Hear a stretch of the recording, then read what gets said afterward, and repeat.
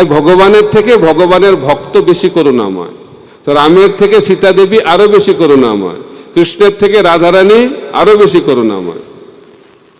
আর চৈতন্য মহাপ্রভু হচ্ছে করুণার সাগর, না মহাসাগর, মহাসাগর।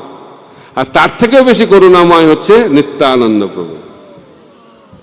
যেখানে গৌরচন্দ্র ভগবানও করতে পারেন না কৃপা, তাদেরকে কৃপা করেন কে? নিত্যানন্দ প্রভু। চৈতন্য মহাপ্রভু প্রেম আলিঙ্গন দিয়ে কৃষ্ণ প্রেম দিয়েছেন, আর নিত্যানন্দ প্রভুকে প্রেম আলিঙ্গনও দিতে হয়, তাকিয়েছে কৃষ্ণ প্রেম। নিত্যানন্দ প্রভু যার দিকে তাকাবে তার আর উপায় নেই, কি হয়ে যাবে? তার কৃষ্ণ প্রেম। তো নিত্যানন্দ প্রভু হচ্ছে কৃপার প্রতিমূর্তি। তো রামচন্দ্র ভগবান অত্যন্ত দয়াময়, কিন্তু রামচন্দ্রের থেকেও বেশি দয়াময় হচ্ছে সীতা দেবী। দেখুন এখানে রামচন্দ্র ভগবান এই লীলাতে সীতাহরণের মাধ্যম দিয়ে বিরহ প্রকাশ করছেন। তো ভগবানকে দুভাবে ভালোবাসা যায়, মিলনের মাধ্যম দিয়ে আর বিরহের মাধ্যম দিয়ে, সম্ভোগ এবং বিপ্রলম্ব। তো রামচন্দ্র ভগবান যখন বনবাসে ছিলেন সেই সময় তিনি নবদ্বীপেও এসেছিলেন। কোথায়? মদদ্রুম দ্বীপ। মদদ্রুম দ্বীপ, মদ মানে হচ্ছে আনন্দ, দ্রুম মানে হচ্ছে গাছ। একটা বটবৃক্ষের তলায় রামচন্দ্র ভগবান বসবাস করছিলেন, আর খুব আনন্দ সহকারে দেখছিলেন, দর্শন করছিলেন নবদ্বীপ। তো সীতা দেবী রামচন্দ্র ভগবানকে জিজ্ঞেস করলেন, আপনি এত আনন্দ পাচ্ছেন, কি ব্যাপার? তো সীতা দেবীকে বলছেন, আমি কলিযুগে আবির্ভূত হব গৌরচন্দ্র রূপে, আর তুমি কিভাবে আবির্ভূত হবে? আমার পত্নী রূপে আবির্ভূত হবে। তার নাম কি হবে? বিষ্ণুপ্রিয়া। আর কৌশল্যা হবে শচীমাতা। আর আমি 24 বছর বয়সে সন্ন্যাস গ্রহণ করব, আর সন্ন্যাস গ্রহণ করে আমি বনে গমন করব। সীতাদেবী ভাবলেন এটা আবার কিরকম ব্যাপার। তিনি বললেন, যদি সন্ন্যাসী নেবে তাহলে বিবাহ করার কি দরকার? এটা ভালো লাগছে না শুনে। যখন মহাপ্রভু সন্ন্যাস নেন বয়স 24, তখন বিষ্ণুপ্রিয়ার বয়স কত? 16। আর মহাপ্রভু অপ্রকটের পর অনেকদিন তিনি এই জগতে ছিলেন, বলছে টোটাল 96 বছর। সন্ন্যাসের পরে 80 বছর তিনি এই জগতে ছিলেন। বিষ্ণুপ্রিয়া দেবী বিরহের চরম প্রতিমূর্তি, বিষ্ণুপ্রিয়া দেবী। এখন সীতাদেবীকে বলছেন, এই লীলাতে সীতাদেবীকে রামচন্দ্র ভগবান বলছেন, তুমি বনে যাবে, তুমি বনে যাবে, আর আমি তোমার স্বর্ণমূর্তি পূজা করব। তো আপনারা জানেন কিভাবে, এটা তো প্রথমবার বনবাস, তারপরে দ্বিতীয়বার আবার একটা বনবাস হবে সীতাদেবীর। প্রথমবার বনবাস হবে, সীতাদেবীকে বোঝাচ্ছেন রাম যে তোমার বনে যাওয়া উচিত নয়, কারণ বনে গেলে বনের অবস্থা খুব বিপদসংকুল, খালি পায়ে হাঁটতে হবে।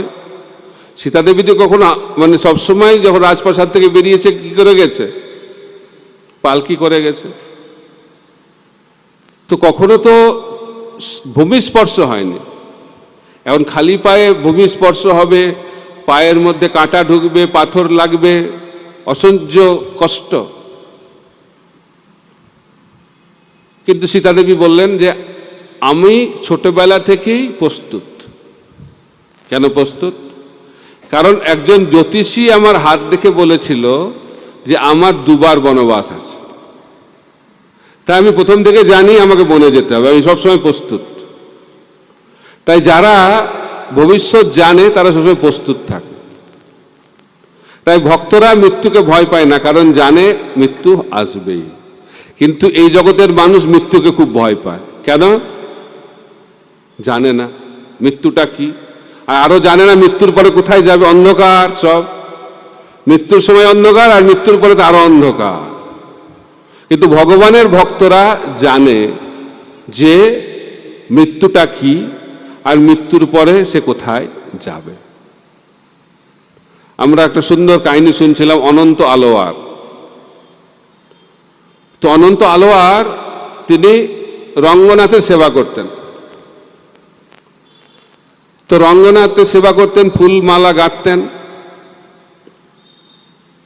তো একদিন কি হয়েছে, অনন্ত আলোয়ারকে সর্প দংশন করেছে, সাপে কেটে দিয়েছে। তা সত্ত্বেও সেবা করে যাচ্ছে। মালা নিয়ে এসছে কার কাছে? বালাজির কাছে। রঙ্গনাথ না, বালাজি ভগবানের সেবা করেন। তো বালাজি বলছে, আরে আমি শুনলাম তোমাকে সর্পদংশন করেছে, সাপে কেটেছে। তখন বলছে, প্রভু কোন সর্পের কথা বলছেন, বাইরের সর্প না ভেতরের সর্প? এটাও আর কি, ভেতরে তো সর্প সবসময় দংশন করছে, কাম ক্রোধ লোভ মোহ মদ মাশ্চর্য, এই সাপের কথা বলছেন না বাইরের সাপের কথা বলছেন? বলছে, না না বাইরের সাপের কথা বলছে। বলছে আচ্ছা। বলছে যে তখন অন্তত আল্লাহ খুব সুন্দর কথা বলেছে। বলছে যদি এই সর্পের বিষ অত শক্তিশালী হয় তাহলে আমাকে শরীর ছাড়তে হবে, আর যদি এই বিষ আমার থেকে কম শক্তিশালী হয় তাহলে আমি বেঁচে থাকবো। এখন যদি এই সর্পের বিষ আমার থেকে শক্তিশালী হয় ভক্তির থেকে, তাহলে আমি বৈকুণ্ঠে গিয়ে আপনার সেবা করব, আর যদি আমার শক্তি বেশি হয় তাহলে এই শরীরে এসে আপনার সেবা করব। তাই বেঁচে থাকলেও যা কাজ, মরে গেলেও একই কাজ। এটা হচ্ছে ভক্তের স্থিতি। ভক্ত জানে বেঁচে থাকলেও ভগবানের সেবা, আর মরে গেলে ভগবত ধামে গিয়ে ভগবানের সেবা। এটা যে নিত্য ভাব, এই ভাব থাকলে কারো হৃদয়ে কোনো ভয় থাকবে না। কিন্তু আমরা কেন ভয় পাই? কারণ আমরা এই জগতের অনিত্য জিনিসের দ্বারা আসক্ত। অনিত্য বিষয়ে আসক্তি থাকলে ভয়ের জন্ম হয় হৃদয়ে। আমরা যেহেতু এই জগতের প্রতি আসক্ত, তাই ভয়, কি হবে কি হবে কি হবে, চিন্তা। আর যাদের মধ্যে দুশ্চিন্তা রয়েছে তারা কখনো কৃষ্ণ ভক্তির স্বাদ আস্বাদন করতে পারবে না। তাই কৃষ্ণ চিন্তা করলে এই জগতের দুশ্চিন্তা চলে যায়। এই জন্য ভগবান শ্রীকৃষ্ণ গীতাতে বলছেন মনমনা ভব। তাই হনুমান ভগবানের সেবা করার জন্য গেছেন লঙ্কাতে, সীতাকে খুঁজে পেয়েছেন, লঙ্কাকে জ্বালিয়ে দিয়েছেন। লঙ্কাকে জ্বালিয়ে দিয়েছে। কিভাবে জ্বালিয়ে দিয়েছে? তার রাবণ চেষ্টা করছে কাকে জ্বালানোর জন্য? হনুমানকে জ্বালানোর জন্য। তো হনুমানের লেজে আগুন জ্বালিয়ে দিয়েছে। তখন কি হবে? গরম লাগবে না ঠান্ডা লাগবে? প্রচন্ড গরম লাগবে। আর এখন তো আপনারা আরো বুঝতে পারছেন কি গরম হবে। আরতির টাইম হয়ে গেছে, বলছে আরতির টাইম হয়ে গেছে। তো এখন গরম লাগছে, কিন্তু হনুমানের গরম লাগছে না। কেন? সীতাদেবী অগ্নিদেবকে প্রার্থনা করেছেন যেন হনুমানের কোনো অসুবিধা না হয়।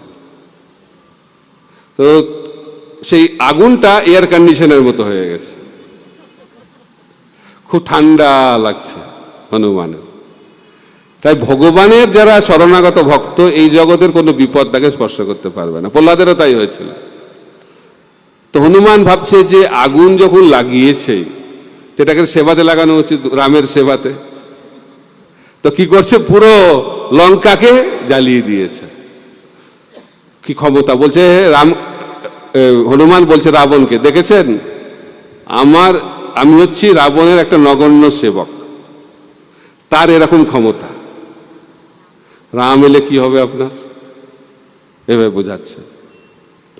তো রাম ভক্ত যারা, তারা অত্যন্ত শক্তিশালী, কারণ রামের শক্তিতে তারা শক্তিমান। তো সীতার সঙ্গে দেখা হয়েছে। তো সীতা যখন হনুমানের সঙ্গে কথা বলছে তখন অভিযোগ জানিয়েছে এখনো কেন রাম এলো না, এখনো কেন এলো না।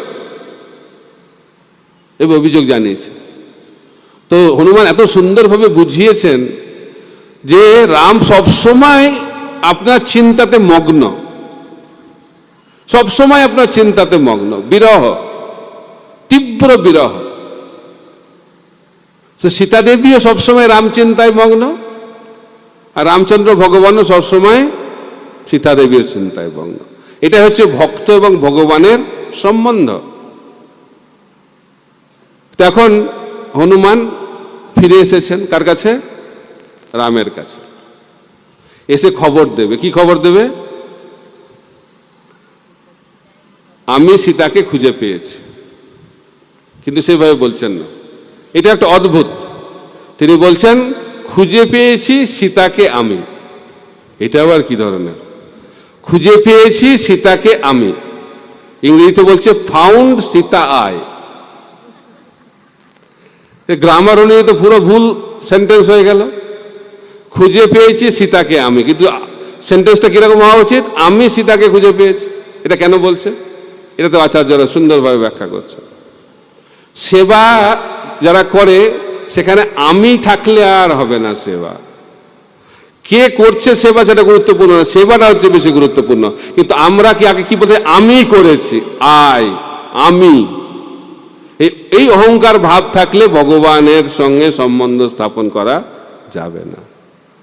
তাই সব থেকে কি গুরুত্বপূর্ণ? রামচন্দ্র অত্যন্ত উদ্বিগ্ন রয়েছেন যে সীতাকে খুঁজে পেয়েছে কিনা, খুঁজে পেয়েছে কিনা। প্রথমেই তার উদ্বেগটাকে দূর করার জন্য বলেছে খুঁজে পেয়েছে, তবে সঙ্গে সঙ্গে রামের উদ্বেগ চলে গেছে।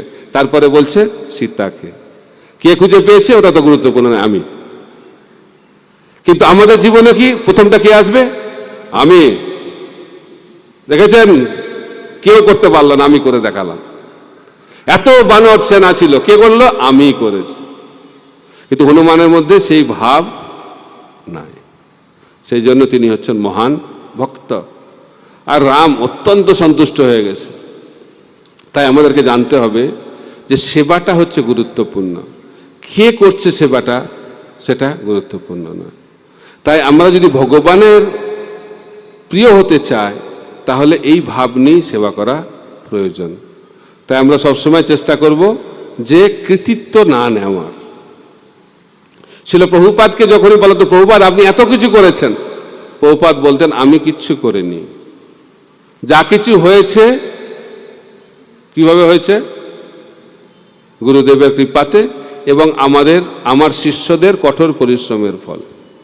তিনি কৃতিত্ব সবসময় গুরুদেবকে দিতেন এবং তার শিষ্যদেরকে দিতেন। এটাই হচ্ছে যথার্থ ভক্তের লক্ষণ। তাই আমাদের যদি যথার্থ শিষ্য হতে হয়, যথার্থ সেবক হতে হয়, তাহলে গুরুদেবের হৃদয়টাকে বুঝতে হবে। হনুমান গুরুদেবের হৃদয় অর্থাৎ তার প্রভুর হৃদয়, রামের হৃদয়কে বুঝতে পেরেছিলেন। আমি কিছুদিন আগে একটা সুন্দর কাহিনী ব্যাখ্যা করছিলাম, আপনাদের কাছে বলতে চাই। ছিল ভক্ত সিদ্ধান্ত সরস্বতী ঠাকুর প্রভুপাদ, তিনি ওনার গুরুদেবের একমাত্র শিষ্য। ছিল ভক্ত সিদ্ধান্ত সরস্বতী ঠাকুর প্রভুপাদের গুরুদেব হচ্ছেন গৌরকিশোর দাস বাবাজি মহারাজ, একমাত্র শিষ্য ছিল প্রভুপাদ ভক্তি সিদ্ধান্ত সরস্বতী ঠাকুর। ওনাকে 3টে নির্দেশ দিয়েছিলেন। প্রথম নির্দেশ, কোনো শিষ্য বানাবে না। 2 নম্বর নির্দেশ, কোনো জড়জাগতিক লোকেদের সঙ্গে মেলামেশা করবে না। 3 নম্বর, কলকাতা কখনো যাবে না। এবার কি রে বাবা!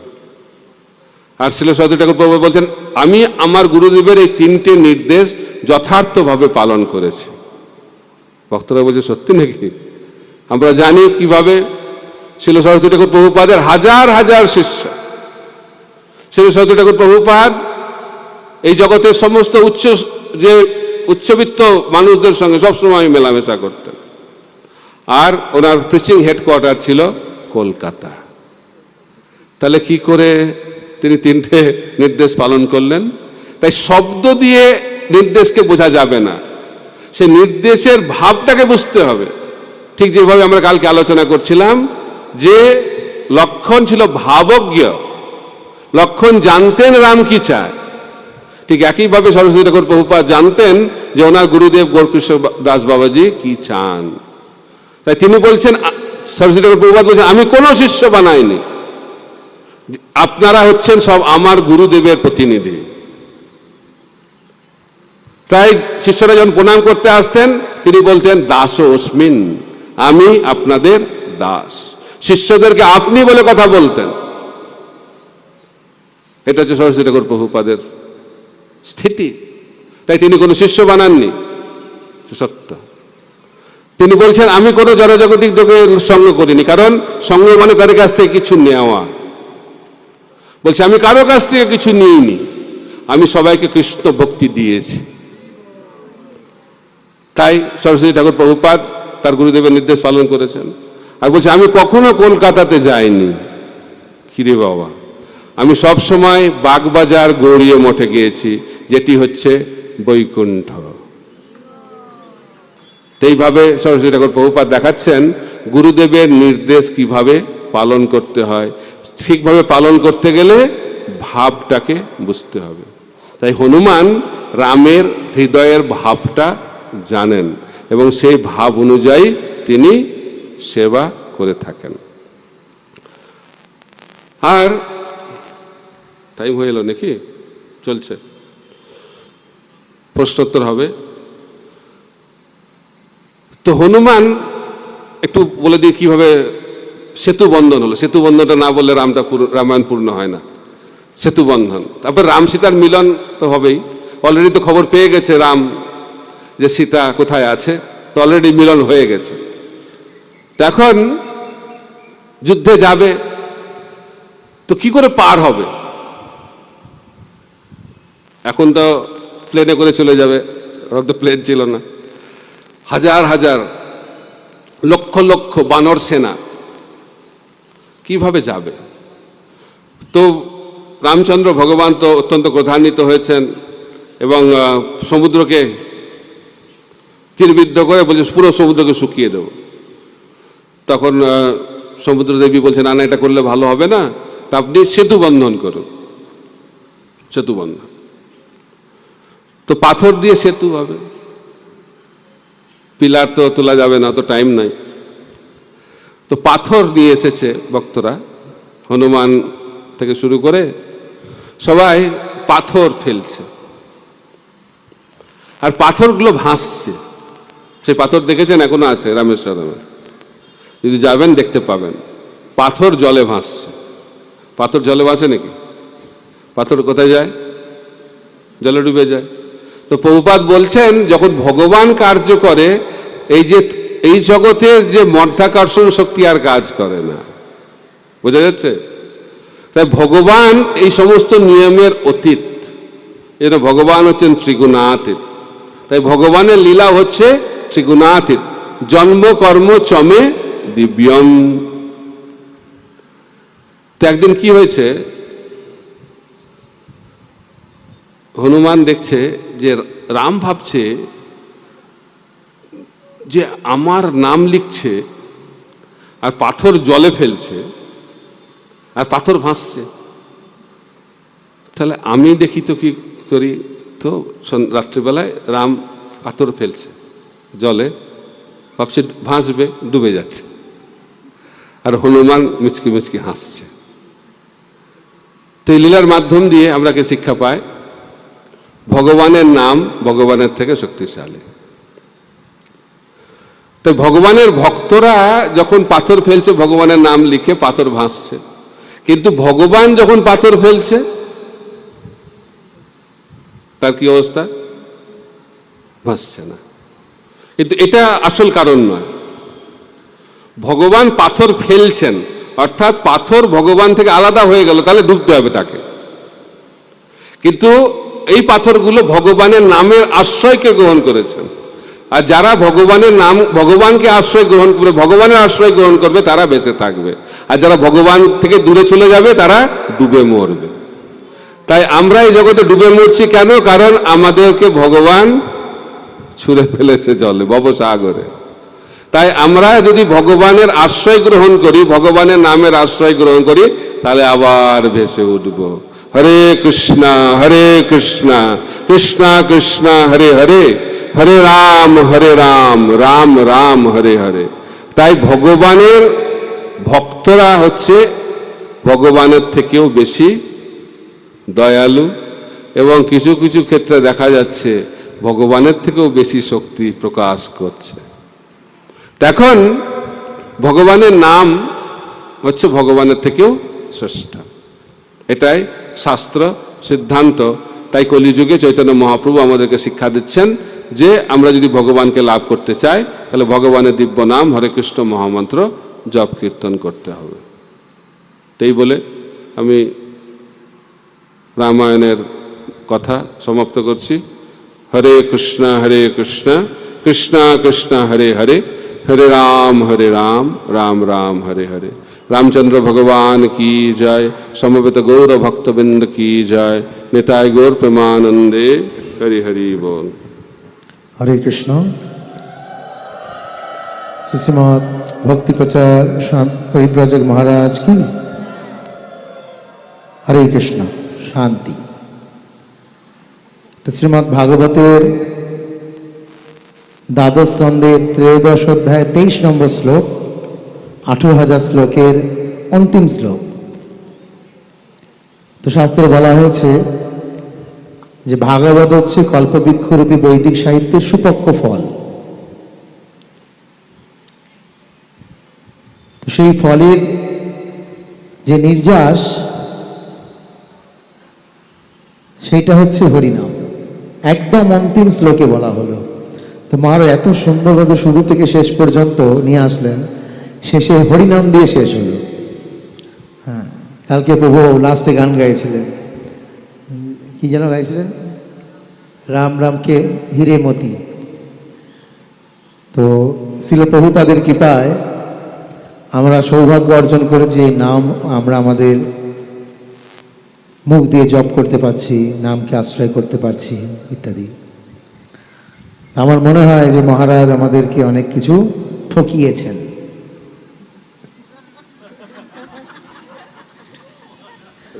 ঠকিয়েছেন মানে আরো অনেক কিছু ছিল, কিন্তু কেটে কেটে বলেছেন,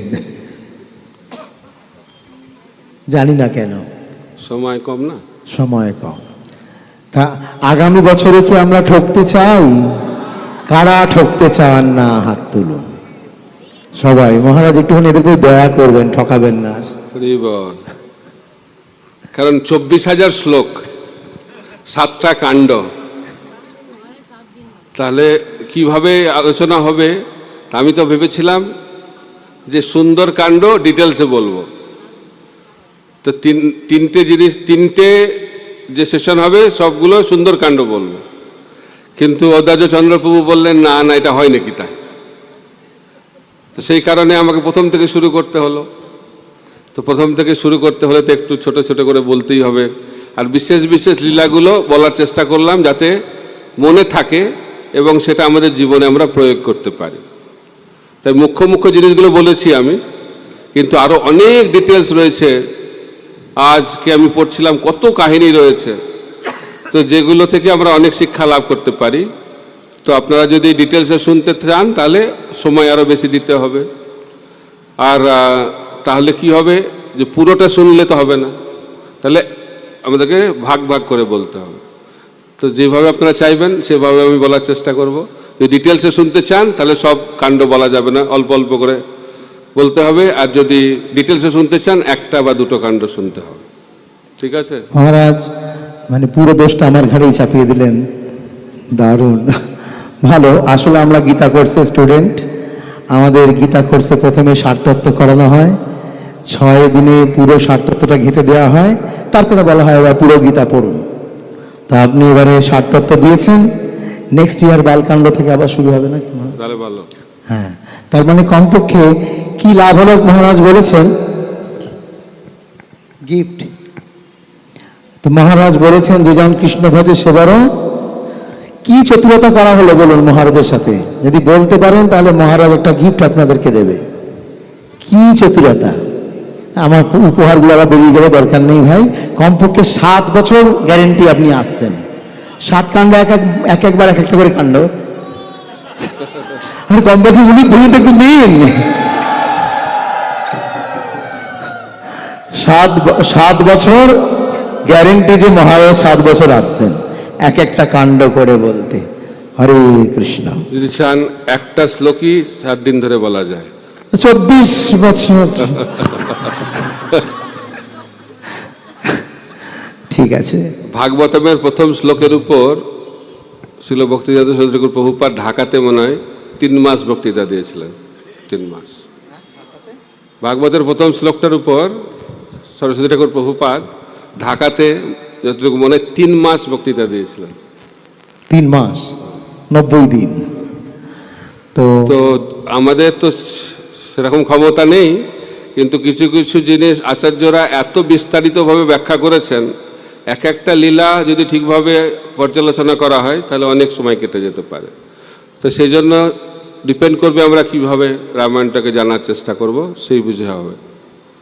আমরা সেটা পরে আলোচনা করব। তো দুটো বিষয়, একটা হচ্ছে যে হিন্দি ভাষী এলাকায় রামায়ণের খুব চর্চা হয়, বাংলা ভাষী এলাকায় রামায়ণ হয়ই না। মানে আমরা গীতা, ভাগবত, চৈতন্য চরিতামৃত এখন একটু হচ্ছে, কিন্তু খুব আনন্দ লাগলো যে রামায়ণ সম্বন্ধে এত কিছু জানতে পেরে। হ্যাঁ, ছোটবেলায় আমরা রামায়ণ মহাভারতের গল্প শুনতাম ঠাকুমা দাদুর কাছে, কিন্তু এর ভেতরে যে এত মধু আছে সেটা আপনার ক্লাসে পাওয়া গেল। আর ভগবত গীতায় একটা শ্লোক রয়েছে না, চতুশ্লোকী গীতার 2য় শ্লোক, মচ্চিত্তমত গত প্রাণা বোধন্তস্য পরস্পরম কথন্তস্য মাং নিত্যম তুষ্যন্তি চ রমন্তি চ। রামনবমী আনন্দ লাগলো না লাগলো না? আমরা ঝান্ডা নিয়ে বেরোইনি, কিন্তু এত আনন্দ রামনবমীতে পেলাম, মানে এইরকম আনন্দ মনে হয় জন্মাষ্টমীতেও হয় না। কারণ জন্মাষ্টমীতে উৎসব, দৌড়াদৌড়ি, আমরা প্রবচন শুনতে পারি কি? প্রবচন তো হয় না, রথেও তাই। তো এইরকম যে হরিকথার যে টেস্ট, হরিকথার যে আনন্দ, বাস্তবিক এই আনন্দে যদি ভক্তরা ডোবে, সকালে যেটা বলছিলাম যে ভক্তি জীবনে যদি আমরা শ্রবণ কীর্তনের সময় অতিবাহিত করি তাহলে আর টেনশন থাকবে না। হ্যাঁ, যদি আমরা চৈতন্য মহাপ্রভুর সময়ের মতো এরকম হয় 4 মাস যদি কোথায় মানে সমস্ত দায় দায়িত্ব ছেড়ে দিয়ে কি করি, চাতুর্মাসে একসাথে বসে এরকম হরিকথা করি, তো তারপরে কি আমাদের বালির মতো অবস্থা, এই সুগ্রীবের মতো অবস্থা হবে, সব ভুলে যাব না? সুগ্রীব তো ভুলে গিয়েছিল তার দায়িত্ব, মানে কৃষ্ণকে ভুলে গিয়ে, রামকে ভুলে গিয়েছিল। তা আমরা কি ভুলে যাব? আমরাও ভুলবো। 4 মাস যদি এরকম সংসার করা হয়, মানে সংসার মানে কি কৃষ্ণ সংসার, তাহলে আমরা মান অপমান সম্মান আমিত্ববোধ এগুলো সব ভুলে যাব। গৌর প্রেমানন্দে হরি হরি বল। তো মহারাজের আমিত্ব নিয়ে একটা জিনিস বলবো। আমি দক্ষিণ ভারতে ছিলাম, রামানুজাচার্য ওনার গুরুদেবের কাছে দীক্ষা লাভ করার জন্য 18 বার গেছিল। 18 বার, 17 বার ফিরিয়ে দিয়েছিল, 18 বারের বেলায় দীক্ষা পেয়েছিলেন। তো যখন গেছিলেন তখন রামানুজাচার্য তিনি বলছেন যে আমি রামানুজ। তখন ওনার গুরুদেব বলতেন, আমি যখন মরে যাব তখন তুমি আসবে, আমি যখন মরে যাবে তখন তুমি আসবে। এটা আবার কি রে বাবা? আমি মানে তিনি বলছেন আমিত্ববোধ, বলছে না আমি রামানুজ, তা আমি মরে গেলে তুমি আসবে। তো এটা আমি মরে যাবো মানে গুরুদেব বলছে আমি মরবো না, মানে তোমার যে আমিত্ব, আমি রামানুজ, সেটা যখন মরে যাবে তখন আসবে, তাহলে দীক্ষা পাবে। তাই দীক্ষা পেতে গেলে আমিত্ব ছাড়তে হবে। আমি কে? জীবের স্বরূপ হয় কৃষ্ণের নিত্য দাস, এটা যখন আসবে তখন দীক্ষা লাভ হবে। হরে কৃষ্ণ। হরে কৃষ্ণ। আমাদের ওই বাচ্চাদের জন্য আপনি কিছু বলে দিন, প্রাইসটা পরে দেওয়া হবে। তা আমাদের বাচ্চারা একটু দাঁড়াও। আমাদের বিভিন্ন জায়গায় এই প্রহ্লাদ গার্ডেন চালু হয়েছে, যেমন কাটোয়াতে হচ্ছে, তারপর আসানসোলে হচ্ছে, চিত্তরঞ্জনে হচ্ছে, বর্ধমানে হচ্ছে, আর পানাগড়ে হচ্ছে প্রহ্লাদ গার্ডেন, দুর্গাপুরে হচ্ছে। বিভিন্ন জায়গায় আমরা হিউমিলিটি মানে হচ্ছে দৈন্যতা। দৈন্যতা মানে কি? দৈন্যতা মানে আমাদের যে স্বরূপ সেটাকে বুঝতে পারা। সনাতন গোস্বামী বললেন, প্রশ্ন করলেন মহাপ্রভুকে যে আমি কে? তো মহাপ্রভু বললেন, জীবের স্বরূপ হয় কৃষ্ণের নিত্য দাস। এটা যিনি বুঝতে পারবেন তিনি হচ্ছেন দৈন্য। প্রভুপাদ দৈন্য ভক্তের উদাহরণ দিচ্ছেন হনুমান। হনুমান কি দৈন্য মনে হচ্ছে দেখে? পুরো অলঙ্কাকে জ্বালিয়ে দিল। দৈন্য কেন দৈন্য? কারণ তিনি ভগবানের জন্য কার্য করেন। যে ব্যক্তি ভগবানের জন্য কার্য করেন, নিজের স্বার্থের জন্য কার্য করেন না, তিনি হচ্ছেন দৈন্য। তাই আমাদের ব্যক্তিগত স্বার্থ, ব্যক্তিগত অহংকারকে থেকে যখন মুক্ত হয়ে যাব, সেটা হচ্ছে দৈন্যতার লক্ষণ। ঠিক আছে? অনেকে আবার দৈন্যতা মানে ও আমি দিনহীন, এটা দৈন্যতার লক্ষণ না। দৈন্যতার লক্ষণ হচ্ছে আমার যে স্বরূপ, সেই স্বরূপে কার্য করাটাই হচ্ছে দৈন্যতা। লাভ পূজা প্রতিষ্ঠা থেকে মুক্ত হওয়া খুব কঠিন কাজ। মহারাজ এর উপায় যদি বলেন কৃপা করে। কে প্রশ্ন করেছে? নিষ্ঠাবতী হরিপ্রিয়া মাতাজি, দাঁড়ান। লাভ পূজা প্রতিষ্ঠা, এই জগতে থাকতে গেলে তিনটে থাকতে হবে। এই জগতে থাকার এটা হচ্ছে অর্থ, লাভ পূজা প্রতিষ্ঠা। লাভ মানে কি? আমি এটা করছি কি পাবো, কত টাকা পাবো, লাভ। পূজা মানে আমাকে সবাই সম্মান করবে। প্রতিষ্ঠা মানে কি পজিশন পাবো। তো এই তিনটে হচ্ছে জগতের সব থেকে গুরুত্বপূর্ণ বিষয়। এই জগতে থাকতে গেলে এই তিনটে অবশ্যম্ভাবী।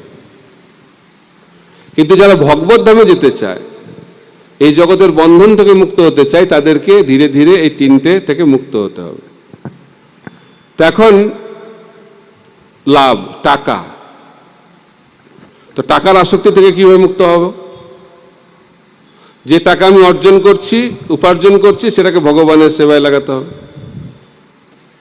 কারণ ভগবান বলছেন সবকিছুর মালিক হচ্ছে ভগবান। তাই প্রভুপাদ বলছেন, রূপ গোস্বামী 50% ভগবানের সেবায় দিলেন। তা আমরা 50% শুনলেই হার্ট অ্যাটাক হয়। 50%, 50% চলে যাবে, এত কষ্ট করে রোজগার করছি 50%। তাই প্রভুপাদ বললেন হার্ট অ্যাটাক করে লাভ নেই, 25% দাও। 25%ও অল্প অল্প হার্ট অ্যাটাক। তো এখন আমাদের বলি 10%। তো আমরা বলি কতটুকু দিতে হবে? যেটা দিলে হৃদয়ে একটু ব্যথা হবে। এতটা চলে গেল রে। যদি হৃদয়ে একটু ব্যথা না হয় তাহলে দানের ফল পাওয়া যায় না। হৃদয়ে একটু ব্যথা পেতে হবে। এইভাবে যখন আমরা ভগবানের সেবায় অর্থ লাগাতে থাকবো ধীরে ধীরে ধীরে ধীরে ধীরে, তখন কি হবে? একদিন 100% ভগবানের সেবায় লাগিয়ে দেব। তাহলে আমরা লাভের যে দোষ, সেটা থেকে মুক্ত হয়ে যাব। ঠিক আছে? তারপরে হচ্ছে পূজা। পূজা আমরা কার পূজা করব? ভগবানের। তা আমরা যে পূজা পাচ্ছি সেটা সঙ্গে সঙ্গে ভগবানকে ট্রান্সফার করে দিতে হবে। বুঝতে হবে এটা আমার জন্য নয়, এটা যে ভগবানের জন্য, গুরুদেবের জন্য, গুরু পরম্পরার জন্য। তো যে পূজা আমি পাবো সেটা সঙ্গে সঙ্গে তাদেরকে দিয়ে দিতে হবে। এইভাবে যদি আমরা অভ্যাস করি তাহলে আস্তে আস্তে যে পূজা লাভ, পূজা পাওয়ার যে ইচ্ছা, সেটা থেকে মুক্ত হয়ে যাব। প্রতিষ্ঠা, প্রতিষ্ঠা মানে হচ্ছে পজিশন। তা আমাদের একটাই পজিশন, জীবের স্বরূপ হয় কৃষ্ণের নিত্য দাস। আমরা যখন সেই পজিশন পাওয়ার জন্য চেষ্টা করব আর কৃষ্ণ প্রেম পাওয়ার জন্য চেষ্টা করব, তাহলে এই জগতের যে তথাকথিত যে পজিশন, সেটা থেকে আমরা আস্তে আস্তে মুক্ত হয়ে যাব। ঠিক আছে? হরে কৃষ্ণ। হরে কৃষ্ণ মহারাজ। তো ইংলিশে দিয়েছে, চেষ্টা করছি বাংলায় বলে দেওয়া। মহারাজ, কোনটা বেশি গুরুত্বপূর্ণ, ভক্ত সঙ্গ না খাওয়া দাওয়া? কি খাওয়া দাওয়া? খাওয়া দাওয়া মানে ফুড হ্যাবিট। হ্যাঁ, তো আমরা ঠিক মানে ভক্তিতে কোনটা চেতনাটাকে আমাদের কোনটা নষ্ট করে আমরা ঠিক জাস্টিফাই করতে পারছি না। কিভাবে জাস্টিফাই করব, তাই না? এটাই তো বুঝা গেল না? দাও, চলে গেল তো। অনেকগুলো প্রশ্ন তো, মাত্র কটা? 6টা।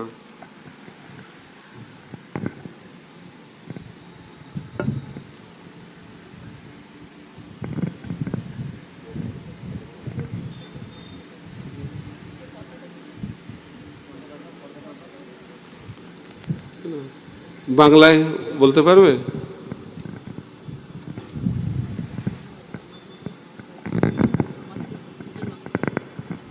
হরে কৃষ্ণ মহারাজ প্রণাম। বলছি আমরা যে ভক্তি জীবনটা যে করব, যে ভক্তিতে যেমন আমাদের সঙ্গটা বেশি ইম্পর্টেন্ট, যে সাধু সঙ্গ মানে সৎসঙ্গ অসৎসঙ্গ, না অনেক সময় খাওয়াতেও আমাদের চেতনাটা নষ্ট হয়, মানে এটার মধ্যে কোনটা আমরা বেশি ডিপেন্ড করবো? বা তা আমাদের যে হ্যাবিট সেটা তৈরি হয় সঙ্গ থেকে। যেমন সঙ্গ তেমন রঙ্গ। আমি কোন জিনিসটা খাবো, যে জিনিসটা যার সঙ্গ করছি তারা যেটা খায় সেটা খাবো। আমরা যদি ভক্ত সঙ্গ করি তাহলে কি খাবো? প্রসাদ পাবো। আর যদি অন্য সঙ্গ করি, প্রসাদ ছাড়া অন্য কিছু খাবো।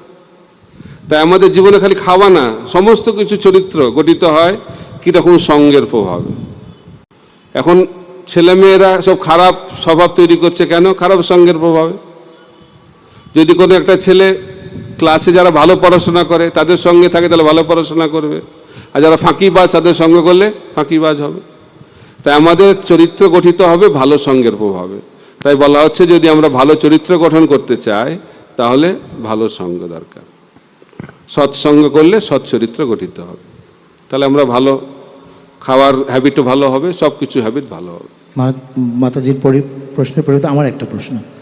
আপনি বললেন যে যদি আমরা ভক্ত সঙ্গ করি তাহলে আমাদের ভক্তমতো চরিত্র তৈরি হবে। তা এখন দেখা যাচ্ছে আমাদের যারা ভক্ত আমরা হচ্ছি, তো অধিকাংশ ভক্ত শুধু প্রসাদ নয় নিরামিষ হলেই খাচ্ছে, আর প্রসাদের নাম করে অনেক কিছু খাচ্ছে। তো তাদের সাথে সঙ্গ করলে আমাদেরও সেরকম চেতনা তৈরি হচ্ছে। যেমন ধরুন কোনো হোটেলে গিয়ে খাচ্ছি, নিরামিষ হোটেল, ধাম বলে নিরামিষ হোটেল বলে চালিয়ে দিচ্ছে। তো এগুলোতে কি হয়, মানে অনেককে দেখে আমিও প্রভাবিত হচ্ছি। সেখানে আমি কিভাবে বুঝবো সে তো ভক্ত, যে আমি কি সঙ্গ করব, কার সঙ্গ করব? তো ভক্ত মানে হচ্ছে বিভিন্ন স্তরের ভক্ত রয়েছে। শাস্ত্রে ব্যাখ্যা করে যে কনিষ্ঠ স্তরের ভক্ত, মধ্যম স্তরের ভক্ত, উত্তম স্তরের ভক্ত। তা আমাদের ভক্ত কিরকম ভক্ত সঙ্গ করতে হবে? স্বজাতীয়, স্নিগ্ধ এবং আমাদের থেকে উন্নত।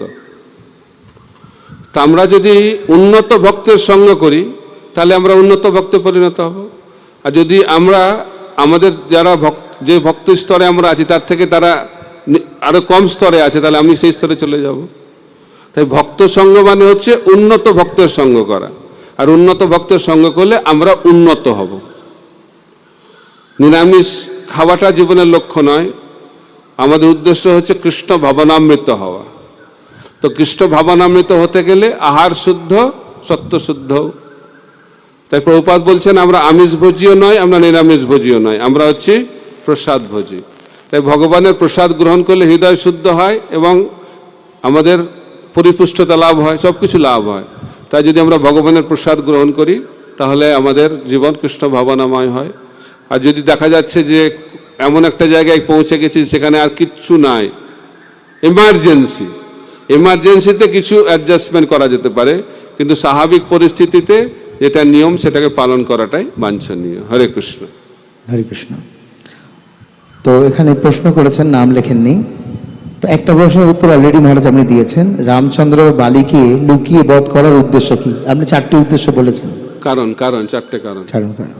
পরবর্তী প্রশ্ন করেছেন উনি, রাবণ কেন সাধুর বেশ ধারণ করে সীতা দেবীকে হরণ করলেন? এর মাধ্যমে আমরা কি শিখতে পারি? কারণ সাধু বেশ হলে তাহলে ঢুকতে পারবে তাড়াতাড়ি। যদি 10 মাথা নিয়ে ঢুকে যায় তাহলে আগে থেকেই বুঝে যাবে যে অসুর, তাই না? তাহলে পালিয়ে যাবে। তো সেই জন্য রাবণ তো চালাক, জানে যে ঠগাতে গেলে যদি সাধু বেশে ঠগানোটা সহজ। তাই প্রভুপাদ বলছেন কলিযুগে চিটিং করার সব থেকে ভালো মাধ্যম হচ্ছে সাধু হয়ে যাওয়া। কারণ সাধুর কথা বিশ্বাস করে মানুষ স্বাভাবিকভাবে, তাহলে চিটিং করতে খুব সুবিধা হয়। এই জন্য আমি বলি যে চিটিং ভণ্ড সাধুর পরম্পরার প্রধান আচার্য হচ্ছে রাবণ। হরে কৃষ্ণ। হরে কৃষ্ণ। মুরলীধর কৃষ্ণ দাস, হাত তুলুন। প্রভুর প্রশ্ন। মহারাজ শতকোটি প্রণাম। হনুমানের জন্ম পায়েস খাওয়ার পর হয়, কিন্তু তা সত্ত্বেও বালি ও সুগ্রীবের সঙ্গে বসবাস করেন এবং চেহারার পার্থক্য হয় কেন?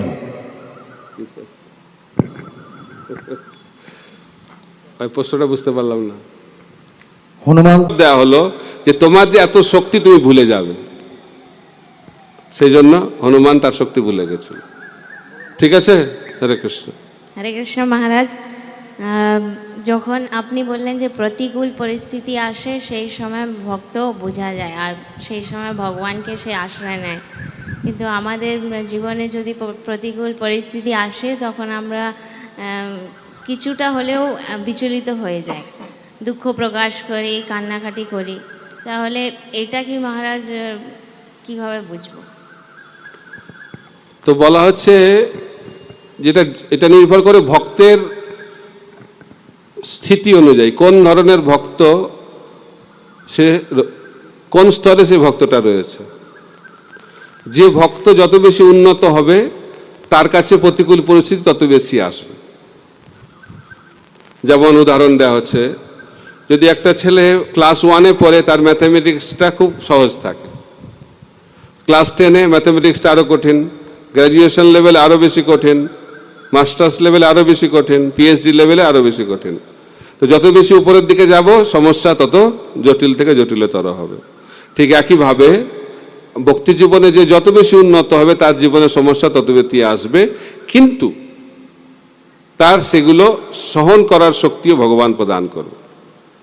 তো সমস্যা যতই জটিল হোক, যদি উপযুক্ত শিক্ষক থাকে, ম্যাথামেটিক্সের সমস্যা যতই কঠিন হোক, যদি আমার কাছে একজন সুন্দর এক্সপার্ট ম্যাথামেটিক্স টিচার থাকে, যে কোনো সমস্যার সমাধান হয়ে যাবে। ঠিক একইভাবে আমাদের জীবনে যে কোনো প্রতিকূল পরিস্থিতি থাকুক না কেন, আমাদের যদি একজন আদর্শ গুরু থাকে, তার আশ্রয় গ্রহণ করলে সমস্ত প্রতিকূল পরিস্থিতি আমরা অনায়াসে অতিক্রম করতে পারব। বোঝা যাচ্ছে? তাই আমাদের স্থিতি অনুযায়ী আমাদের প্রতিক্রিয়া হয়। আমাদের যদি ভগবানের বিশ্বাসটা কম থাকে তাহলে প্রতিক্রিয়া বেশি হবে, আর যদি ভগবানের বিশ্বাস বেশি হয় প্রতিক্রিয়া কম হবে, আর যদি ভগবানের পূর্ণ বিশ্বাস হয়ে যায় কোনো প্রতিক্রিয়া হবে না। বোঝা গেল? হরে কৃষ্ণ। মহারাজ, আর একটা প্রশ্ন ছিল যে হনুমানজি তার প্রভুকে চিনতে পারলেন না কেন যখন রামচন্দ্রের সাথে দেখা হয়েছে? চিনতে পারেনি? উনি ব্রাহ্মণ রূপে এসেছেন পরীক্ষা নেওয়ার জন্য। পরীক্ষা না, প্রথমে এটার পিছনে আবার অনেক কারণ আছে। কারণ আচার্যরা ব্যাখ্যা করছেন, এক্সাক্ট কারণগুলো আমি ভুলে গেছি। তো হনুমান কেন ব্রাহ্মণ বেশে এলেন এটা মনে আছে, আমার মনে নাই কেন এসেছে। আমি পরে এটা দেখে বলবো, আমার মনে পড়ছে না কেন ব্রাহ্মণ বেশে এসেছিল। কেউ জানেন এখানে? আমি ভুলে গেছি, আমি পড়েছিলাম, ভুলে গেছি। হরে কৃষ্ণ মহারাজ। আর একটা প্রশ্ন হচ্ছে যে মহারাজ, আপনি বললেন যে আদর্শ স্ত্রী সবসময় সুখের সময় পেছনে থাকবে এবং দুঃখের সময় আগে থাকবে। তো অনেক সময় আমরা দেখছি অনেক অনেক মানে স্ত্রী যারা ভক্তি জীবন করতে চাইছে, তো তার স্বামী হয়তো বাধা দিচ্ছে, করতে দিচ্ছে না। তো সেই সময় সেই স্ত্রী কি করবে? তার স্ত্রী সেই সময় স্বামীর কথা শুনবে না যে ভগবানের এটা করেছে সেটা একটু, এটা অনেক ক্লাস রেকর্ডিং হচ্ছে না? হ্যাঁ, তো মেন হচ্ছে, আমি যেমন উদাহরণ দিচ্ছিলাম যে আমাদের জীবনের উদ্দেশ্যটা কি। আমাদের জীবনের উদ্দেশ্যটা হচ্ছে কৃষ্ণ ভক্তিতে অগ্রগতি লাভ করা। অনুকূল পরিবেশ মানে যে পরিবেশে আমার ভক্তি অনুকূল হবে, অর্থাৎ আমি ভক্তিতে এগোতে পারবো। কিন্তু আমাদের বিভিন্ন প্রতিকূল পরিস্থিতি আসে। তো যদি আমার পরিবারের লোক প্রতিকূল হয়, তাহলে আমাকে দেখতে হবে কার সাহচর্য থাকলে আমার ভক্তিতে আমরা অগ্রগতি লাভ করব। কিন্তু একই সঙ্গে প্রভুপাদ বলছেন স্ত্রীর কর্তব্য হচ্ছে পতিকে সবসময় সম্মান করা। কিন্তু ভক্তিতে কি করে এগোবো সেটা যিনি এই ব্যাপারে এক্সপার্ট তার সাহচর্য থেকে এগিয়ে যাব। আর যদি আমার প্রতি আমার ওই ভক্তির অভ্যাসে খুব একটা উৎসাহ দেখাচ্ছে না, রেগে যাচ্ছে, তাহলে ভক্তি ভাবটা বেশি না দেখালেই ভালো। নিজের কাজটা করে যান আর আদর্শ পত্নী হিসেবে স্বামীর সেবা করে যান, দেখবেন কিছুদিন পরে হয়তো দেখা যাবে পতির হৃদয়টা বদলে যাচ্ছে। তাই সবসময় সম্মান করা উচিত, ছেলে মেয়েদের বাবা মাকে সম্মান করা উচিত, সবসময় স্ত্রীদের পতিদেরকে সম্মান করা উচিত। তাহলে কি হয়, ভগবান সন্তুষ্ট হবেন এবং ভগবানের কৃপা লাভ হলে সব কিছু পরিবর্তন হবে, আমাদের ভক্তিতে অনুকূল পরিস্থিতি সৃষ্টি হবে। হরে কৃষ্ণ। ধন্যবাদ। ঠিক আছে। মনে হয় কারো প্রশ্ন নেই, আমার একটা প্রশ্ন আছে মহারাজ। প্রশ্নটা হচ্ছে যে সকালে আজকে আপনি ক্লাসে বলছিলেন শিয়াল আর ওই শিকারীর গল্প, কপটতা, অহংকার, অহংকার আর অনর্থ। অনর্থ।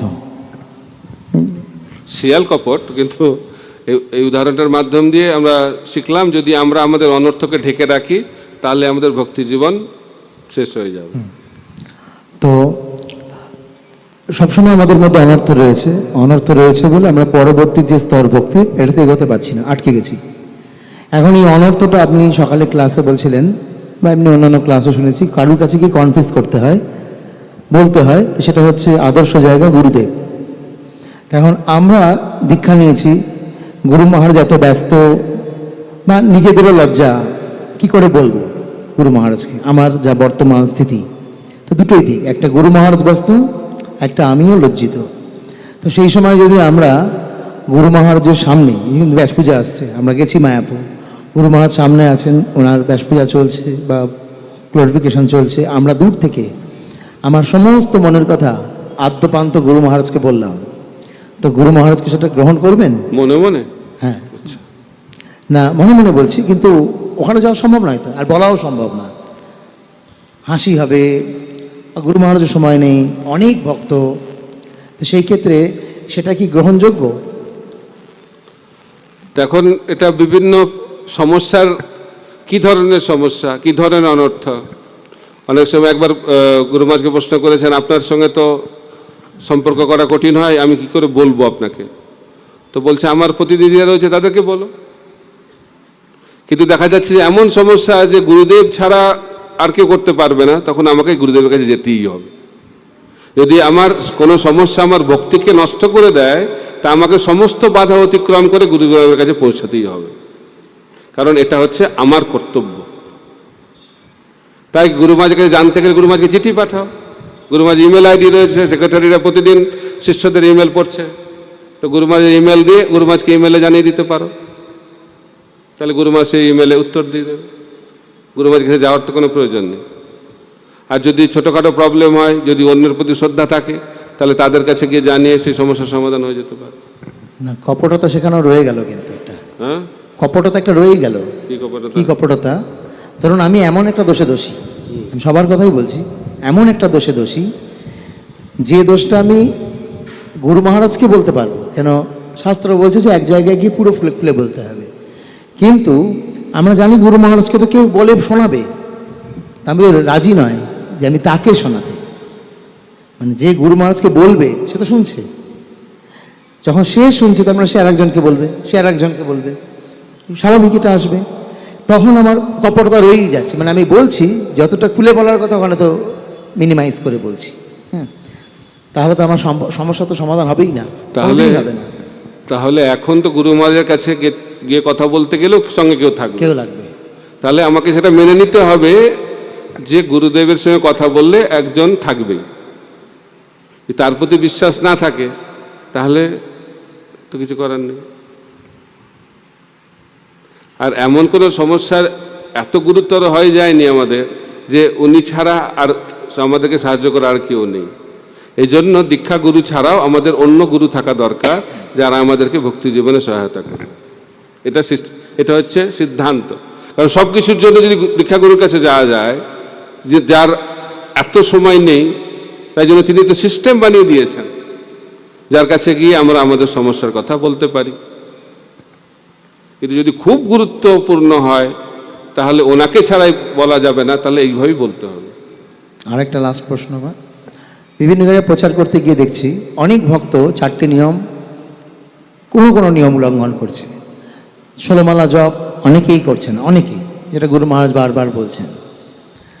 তো আমরা হয়তো ক্লাস দিলাম, ক্লাস দেওয়ার পর সে বলল যে তাহলে প্রভু যেটা এতদিন করিনি ওটা তো আর করতে পারবো না, মানে যেটা দীক্ষার পর আরও অনেক ভুল করেছি, কেউ ব্রাহ্মণ দীক্ষার পর ভুল করেছে, তো এখন কি করব?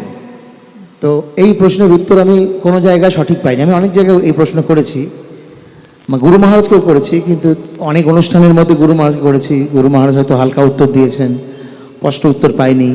তা আমি গুরু মহারাজের প্রতিনিধি রূপে আপনার কাছে প্রশ্ন করছি, যার ব্রাহ্মণ দীক্ষা নেওয়ার পর বা হরিনাম দীক্ষা নেওয়ার পর এই সমস্ত নিয়ম উল্লঙ্ঘন হয়েছে, সে এখন পুরোপুরি আবার পরিবর্তন করে পুনরায় এগোতে চায়, তাই কি আবার দীক্ষা আসনে বসতে হবে নাকি অন্য কোনো পন্থা? এটা গুরুদেবের উপর নির্ভর করবে। প্রভুপাদের অনেক শিষ্য নিয়ম ভঙ্গ করে আবার গুরুদেব প্রভুপাদের কাছে গিয়ে ক্ষমা চেয়ে আবার শুরু করেছে। তো যারা নিয়ম ভঙ্গ করছে সেটা তো ভালো নয়, কিন্তু নিয়ম ভঙ্গ করার পরে সেটা গিয়ে গুরুদেবের কাছে ক্ষমা না চাওয়া সে আরও ভালো। তো শিষ্যের কর্তব্য হচ্ছে যখন নিয়ম ভঙ্গ করছি তখন গুরুদেবের কাছে গিয়ে ক্ষমা প্রার্থনা করা, আবার প্রতিজ্ঞা করা, এই ভুলটা আর আমি করবো না। মহারাজ, যেটা ব্রহ্মার ক্ষেত্রে হয়েছিল, যে ব্রহ্মা যে অপরাধ করেছিল, হাসাহাসি হলো, তারপরে শাস্তি রয়েছে ব্রহ্মা দেহত্যাগ করেছে, কিন্তু প্রভুপাদ তাৎপর্য দিচ্ছেন যে ব্রহ্মা দেহত্যাগ করেনি, মানসিকতাটা চেঞ্জ করেছে।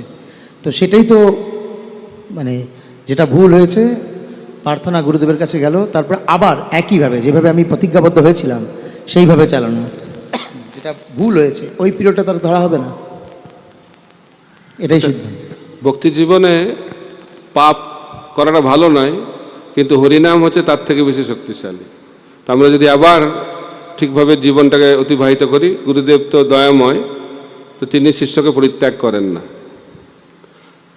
সাধারণত কি হয়, যারা নিয়ম পালন করছেন না, যে প্রতিজ্ঞা করেছে যারা ভঙ্গ করে, তাহলে গুরুদেবের সঙ্গে সম্পর্ক ছিন্ন হয়ে যায়। দীক্ষা নিলে যেমন শিষ্যের সঙ্গে সম্বন্ধ হয় গুরুদেবের, তার নিয়ম পালন না করলে শিষ্যের সঙ্গে গুরুদেবের সম্পর্ক ছিন্ন হয়ে যায়। এটা আধ্যাত্মিক ব্যাপার, এটা কোনো জাগতিক ব্যাপার নয়। তাই সেই সম্বন্ধটাকে যদি আবার স্থাপন করতে চাই, তাহলে গুরুদেবের কাছে গিয়ে ক্ষমা চাইতে হবে এবং আবার প্রতিজ্ঞাবদ্ধ হতে হবে যে ভুলটা করেছিলাম সেটা আর আমি করব না, আমি আবার আগের মতো ঠিকমতোভাবে নিয়ম পালন করে আবার ভালো শিষ্য হওয়ার চেষ্টা করব। গুরুদেব নিশ্চয়ই গ্রহণ করবেন। আবার এখন একটা বড় সমস্যা হচ্ছে দীক্ষার ক্ষেত্রে, যে ভক্তরা শুরু থেকেই মিথ্যে কথা বলছে, শুরু থেকেই বই পড়ছে না, বলছে পড়া হয়ে গেছে, জব করছে না, জব হয়ে গেছে, মানে সব প্রথম থেকেই মিথ্যা। তো কি করে আমরা বুঝতে পারি যে এ যে প্রথম থেকে মিথ্যাচার করছে? দীক্ষা নেওয়ার পর বোঝা যায়, আগে তো বোঝা যায় না।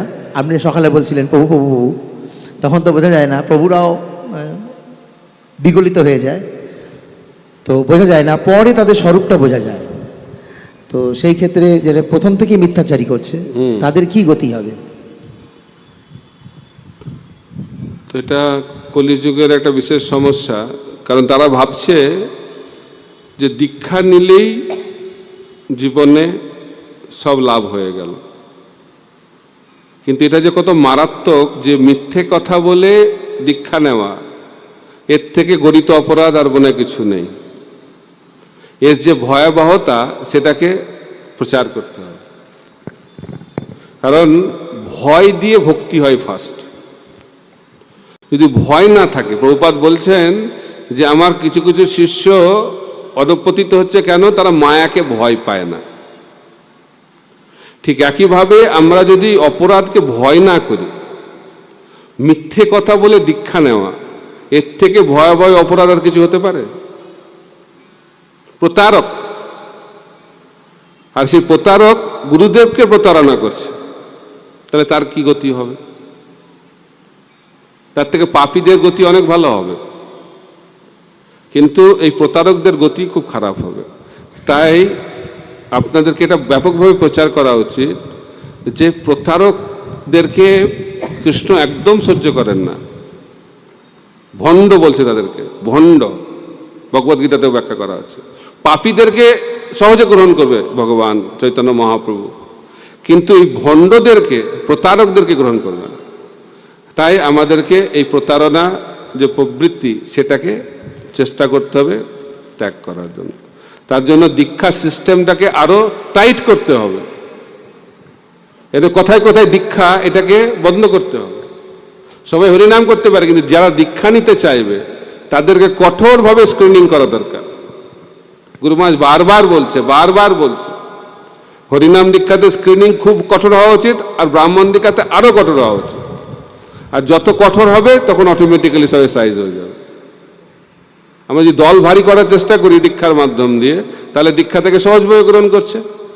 তাই আমরা যদি স্ট্যান্ডার্ডটাকে হাই করি, যেমন আইআইটি জানে এখানে ঢুকতে গেলে আমার স্ট্যান্ডার্ডকে হাই করতে হবে, আর গোবরডোঙ্গা কলেজে যদি ঢুকতে হয় কোনো স্ট্যান্ডার্ড নাই। তো আমাদেরকে ঠিক করতে হবে আমরা আইআইটি বানাতে চাই না গোবরডোঙ্গা কলেজ বানাতে চাই। বোঝা গেল? প্রভুপাদ চেয়েছিলেন ইসকনে সবাই হাই ক্লাস, ফার্স্ট ক্লাস।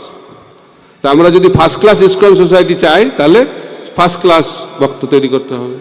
আর তাহলে সুবক মহারাজ বলেন না, যদি গোয়াল খুলে যাও তো ঢুকতে থাকবে, ফ্যাক্টরির মতো স্ট্যাম্প হবে প্রোডাক্ট বেরোবে, স্ট্যাম্প হবে প্রোডাক্ট বেরোবে।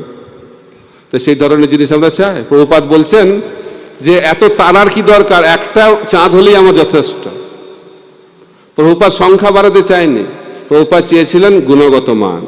প্রভুপাদ বলেছিলেন একটা শুদ্ধ ভক্ত তৈরি হলে আমার কৃষ্ণ ভাবান্বিত আন্দোলন সফল হয়েছে। তাই আমাদেরকে চেষ্টা করতে হবে গুণগত মানটাকে সুরক্ষিত রাখা। সংখ্যা বাড়ানোটা জীবনের উদ্দেশ্য নয়, উদ্দেশ্যটা হচ্ছে সংখ্যা তো বাড়াতে হবে, কিন্তু সংখ্যা বাড়ানোর সঙ্গে সঙ্গে গুণগত মানটাকে অবশ্যই সুরক্ষিত রাখতে হবে।